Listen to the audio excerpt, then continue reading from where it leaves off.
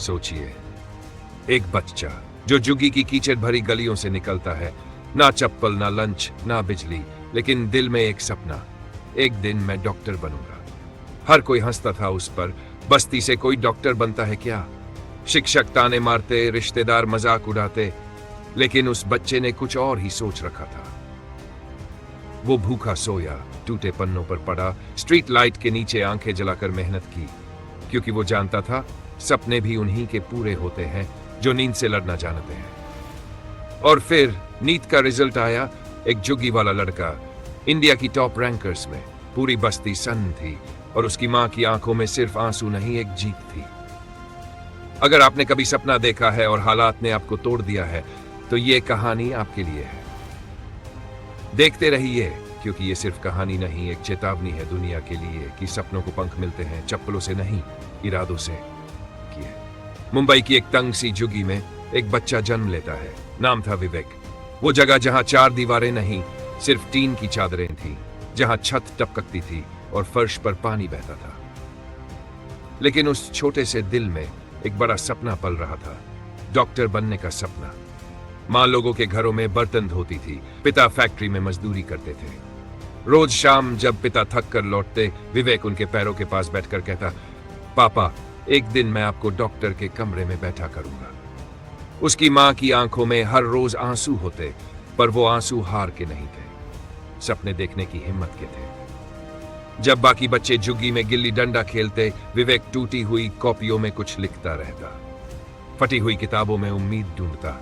सरकारी स्कूल में पढ़ाई शुरू की, जूते थे न बैग न लंच बॉक्स। कई बार पेट में भूख होती, पर आंखों में सिर्फ एक आग, कुछ बनने की। एक दिन स्कूल के मास्टर ने ताना मारा, डॉक्टर बनने चला है, पहले चप्पल तो पहन ले। उस दिन विवेक की आंखें नम थी, पर उसके होंठों पर एक हल्की मुस्कान थी। मां कहती थी ना, जिसे सब छोटा समझे वही सबसे बड़ा करता है। घर में बिजली नहीं रहती थी, तो वह स्ट्रीट लाइट के नीचे बैठकर पढ़ता था। सर्दी हो या मच्छर, उसे फर्क नहीं पड़ता था, क्योंकि वो जानता था सपने आराम से नहीं, संघर्ष से पूरे होते हैं। पड़ोसी अक्सर मजाक उड़ाते, बस्ती से डॉक्टर बना है क्या कोई कभी?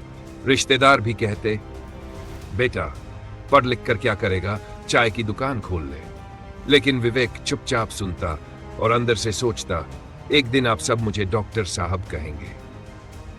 10वीं की बोर्ड परीक्षा आई, सबको लगा फेल हो जाएगा, लेकिन जब रिजल्ट आया, 10% नंबर लेकर विवेक ने सबको चौंका दिया। वो दिन सिर्फ उसका नहीं था, उसके माँ बाप की मेहनत का इनाम था। अब उसने विज्ञान विषय चुना और मेडिकल की तैयारी शुरू की, लेकिन कोचिंग के पैसे कहाँ थे? विवेक ने बच्चों को ट्यूशन देना शुरू किया। दिन में दूसरों को पढ़ाता, रात को खुद पढ़ता। नींद को त्याग दिया, क्योंकि अब सपना बड़ा हो गया था। नीट की परीक्षा पास आ रही थी, वो दिन रात एक कर चुका था। कभी कभी भूखा सो जाता, कभी आंखें जलती, लेकिन उसके भीतर एक ही आवाज थी, मैं कर सकता हूं। नीट परीक्षा के दिन वो बुखार से तप रहा था, लेकिन फिर भी परीक्षा केंद्र पहुंचा। 3 घंटे की परीक्षा, उसने पूरी जिंदगी दांव पर लगा दी। रिजल्ट आया। कंप्यूटर स्क्रीन पर जब नंबर देखे, एयर, पूरी बस्ती में जश्न मन गया। जिसे सबने रोका था वो उड़ गया था। सरकारी मेडिकल कॉलेज में एडमिशन मिला। मां ने आंखों में आंसू भरकर कहा, बेटा तूने हमारा सपना पूरा कर दिया। विवेक ने कॉलेज में भी मेहनत नहीं छोड़ी, हर साल टॉप किया।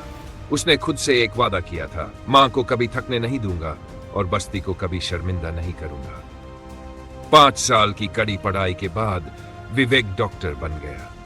अब वो सरकारी अस्पताल में सेवा करता है, लेकिन उसने अपनी बस्ती को नहीं छोड़ा। हर महीने फ्री मेडिकल कैंप लगाता है, गरीबों का इलाज करता है, बच्चों को किताबें देता है और कहता, मैं झुग्गी से आया हूं, पर मैं हार कर नहीं आया हूं। अब जब लोग उसे देखते हैं तो सिर झुकाकर कहते हैं, डॉक्टर साहब नमस्ते। वो अब सिर्फ एक डॉक्टर नहीं है, वो प्रेरणा है, मिसाल है, हिम्मत की पहचान है। उसने दुनिया को एक बात सिखा दी, कहां से आए हो इससे फर्क नहीं पड़ता, कहां पहुंच सकते हो यही मायने रखता है। अगर आप भी जिंदगी में संघर्ष कर रहे हैं, अगर हालात आपके खिलाफ है, तो याद रखिए, हालात बदल सकते हैं अगर इरादे पक्के हो। आपका रास्ता चाहे कितना भी कठिन हो, अगर मन में आग है तो आप भी अपने माँ बाप का सपना पूरा कर सकते हो। क्योंकि सपना वो नहीं जो सोते हुए देखा जाए, सपना वो है जो नींद तोड़ दे। और दोस्तों, अगर आपको ये कहानी पसंद आई हो, अगर विवेक की जर्नी ने आपको छू लिया हो, तो अभी चैनल को सब्सक्राइब करें, वीडियो को लाइक करें और इसे हर उस बच्चे के साथ शेयर करें जो हालात से हारने के कगार पर खड़ा है। उसे दिखाइए ये कहानी, उसे बताइए तू भी कर सकता।